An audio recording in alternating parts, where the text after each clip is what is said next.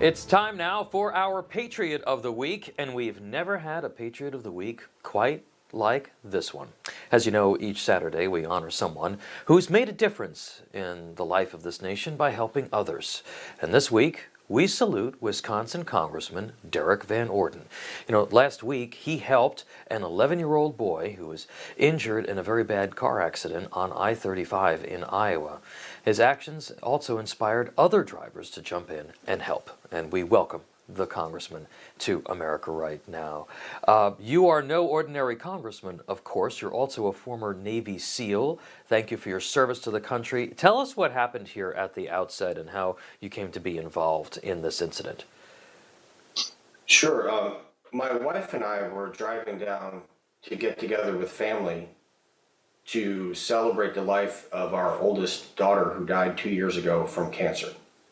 And as we were passing through Osceola, we got a little south of there, there was a semi-truck on the northbound lane parked on the side of the road, and I didn't think much of it until I heard a huge boom, and I looked in my rearview mirror and saw a minivan disintegrating in real time. My wife asked me what that noise was, and I said, somebody just died. And that's how violent this crash was. So I turned my truck around and drove up the median. There's a grass median, parked about 15 meters away from the vehicle because I didn't know if it was going to explode, and ran over. There was a female behind the steering wheel, and then I ran to where the passenger side, where the brunt of the damage was, and there was an 11-year-old boy who essentially had the lower outside half of his leg removed, all of the flesh down to the bone, and a compound fracture of his forearm, and also an arterial bleed. So I was able to stop the bleeding by making go ahead, sorry. I was going to say, did that SEAL training just kick back in at that moment? Well, I'm also not just a retired Navy SEAL. I'm a retired combat medic. So yeah, there's a picture of me in Afghanistan. So I ran back to the car, and I got 2 pairs of socks and made some constricting bands to help the bleeding to stop, but it wasn't enough because the injuries were so horrific. And finally, more and more people showed up and asked if someone had a knife, and I was able to cut the seatbelts off and use those to form 2 tourniquets. And I got to tell you something, that's one of the bravest young men you are ever going to meet in your entire life. He was absolutely calm, completely collected, and just a fantastic guy. And his dad's sitting there next to him. We went to visit him the next day in the hospital. He recognized me immediately and thanked me. And then I was able to tell his dad, who didn't know that our daughter had passed. I said, sir, and my wife was there also. I said, we lost a child 2 years ago, and I'm very thankful that you're not going to have to go through that experience and to become a member of a club you don't want to be a member of.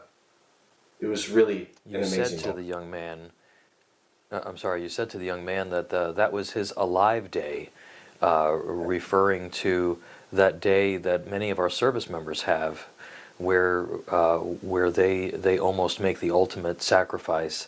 Talk to us about that encounter with him in the hospital a little bit more. What did he say to you? Well, he was touching. He thanked me. He said, I wouldn't be here without you. And he thanked me, and I said, you're welcome. And now you owe me. And this is what you owe me. You owe me to grow up and be a fantastic young man.